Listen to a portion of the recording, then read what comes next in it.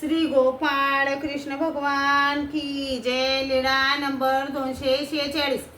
साई भट्टाच्या केळीचा स्वीकार। एके दिवशी सर्वज्ञांना सकाळचा पूजा वसरून सर्वज्ञ माळशेच्या देवळाकडे फिरायला गेले। सर्वज्ञ पश्चिमेकडील दरवाजाच्या वाटेने वाट उतरले तेव्हा राजाचे एक पुरोहित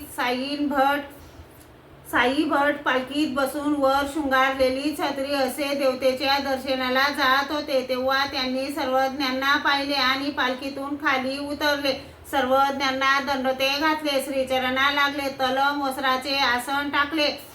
सर्वज्ञ आसनावर बसले। मग साई भटाने सर्वज्ञांवर छत्री धरली, सर्वज्ञांना जेवणासाठी विनंती केली। सर्वज्ञांनी विनंती स्वीकारली। मग त्यांनी विडे देणाऱ्या सेवकाला धावत बाजारात पाठवले। बाजारातून केळी साखर आणविली, मग सर्वज्ञांना दिले। सर्वज्ञांनी त्यातील 3 केळी खाल्ली, मग गुन्हा केला, विडा समर्पित केला। मग सर्वज्ञ मठाकडे गेले। श्री गोपाळ कृष्ण भगवान की जय।